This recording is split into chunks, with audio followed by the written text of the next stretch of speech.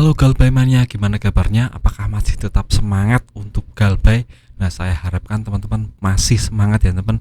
Nah, di video kali ini saya akan bahas OJK resmi umumkan jika debt collector tidak boleh menagih kita setelah 90 hari. Ini penting video ini untuk edukasi teman-teman yang sekarang sudah melakukan Galbay atau gagal di pinjaman online agar tahu informasi ini, agar bisa paham tentang ini. Jadi mohon simak video ini sampai habis ya. Yang pertama-tama, untuk OJK sendiri sebagai lembaga yang mengatur tentang hutang piutang dan keuangan di Indonesia sudah mengatur tentang ini. Nah, ini tertuang dalam peraturan OJK nomor 19 tahun 2023. Teman-teman cari saja ya, nanti akan ketemu peraturannya.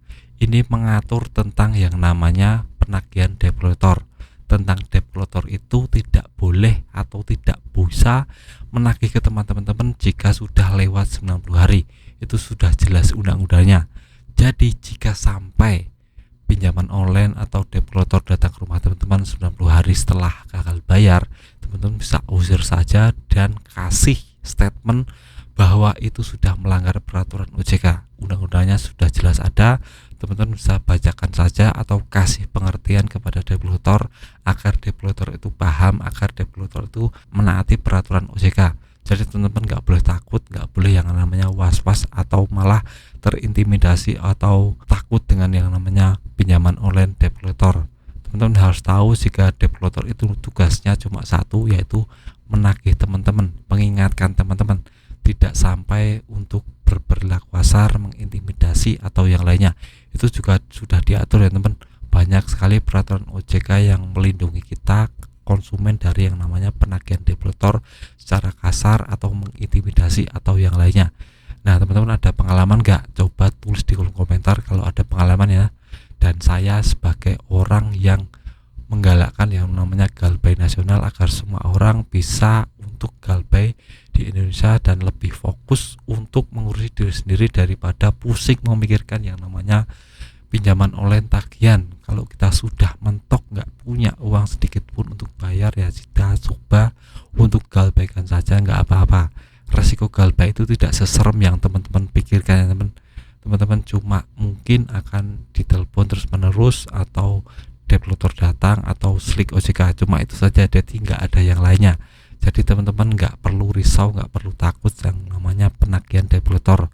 Teman-teman kalau ingin aman, teman-teman harus putuskan hubungan yang namanya debt collector.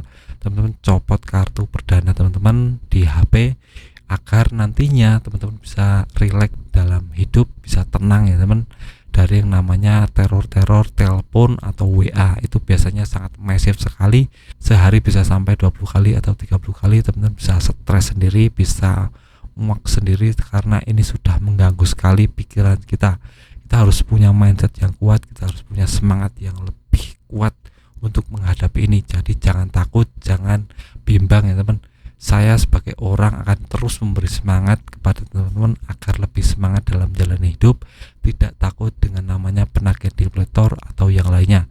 Karena kita tahu untuk debt collector itu juga manusia seperti kita. Jadi dia butuh makan, bisa bersosialisasi, bisa diajak ngobrol untuk cari solusi. Jadi dia tidak seserem yang teman-teman bilang. Ada juga debt collector yang masih bisa untuk diajak ngobrol, berkomunikasi.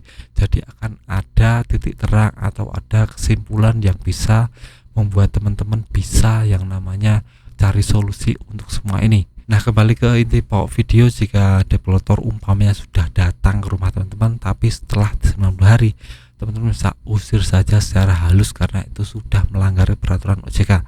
Jadi saya terangkan di sini, ini ada peraturannya, ada aturan-aturan dari OJK tentang penagihan. Jadi itu sudah jelas, dari teman-teman harus paham tentang ini dan kuatkan mental, jangan sampai terjebak yang namanya penagihan debt collector yang sewenang-wenang. Teman-teman harus tahu itu ya teman.